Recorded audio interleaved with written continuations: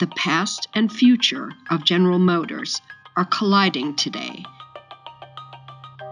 at places like this GM factory in Lordstown, Ohio, one of 4 U.S. plants due to be idled in March as the U.S. automaker cuts 11,000 jobs so it can raise the money it needs to invest in technology for an electric, self-driving future. The price will be paid by people like Linda Balog, who comes from a long line of auto workers in Lordstown, including a brother and a daughter who worked alongside her at the local GM plant. Now Linda will lose her job too, part of the biggest restructuring of the U.S. auto industry since the global financial crisis. My name is Linda Balog. I've been working for General Motors for 20 years. I went through a layoff in 2008, and I was laid off for 9 months, almost 10 months, and we did get the new crews, so I was called back to work, but this time I'm a little bit more apprehensive, and I'm looking to go elsewhere to work. 2 doors down, Fran, her husband Jim retired from General Motors, and then Brenda lives up that way. She just took the buyout. She was going to get laid off because she works. Her husband doesn't work there, but she does. But her husband hurt himself, so she was the sole supporter, and their family wasn't. Yeah, for a while. It's almost like we're handing the market to Honda and Toyota when we've come this far and we're competitive with them, and our cars are earning J.D. Power Awards and what's the Consumer Reports, Best Buy, and all the safety ratings and stuff. I mean, we have come so far to give up now. I mean, who does that? Who moves from you fight your whole way inch by inch instead of building quantity, you're building quality, and we've raised our stakes and we've offered all this stuff in these cars. And it just blows my mind how it's like we're just gonna build electric cars. They're separating families.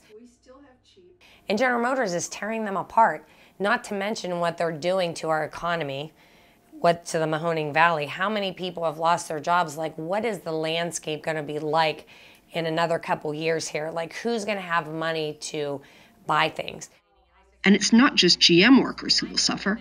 All the world's big automakers are scrambling to reinvent themselves as companies that make money less by making cars and more by solving people's transportation problems.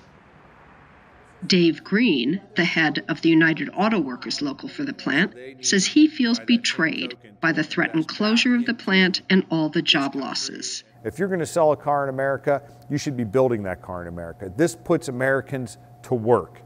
Like a decade ago, every taxpayer in this country bailed General Motors out. And we want to work, and we don't want a handout here. We just want to earn, fair day's work, fair day's pay, earn our living, support our community, but the company needs to now support the American auto worker. We invested in them. It's their time to invest in us.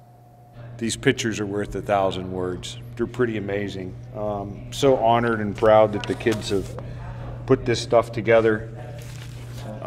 If you read through them, you can see, obviously it's clear the folks that, mom and dad are directly impacted. Maybe it's an aunt or an uncle. Maybe it's just a friend or a classmate.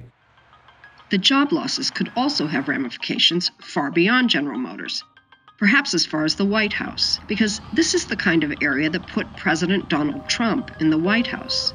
Trumbull County, Ohio, where the plant is located, is traditionally a staunch Democratic area that swung Republican to elect Mr. Trump in 2016.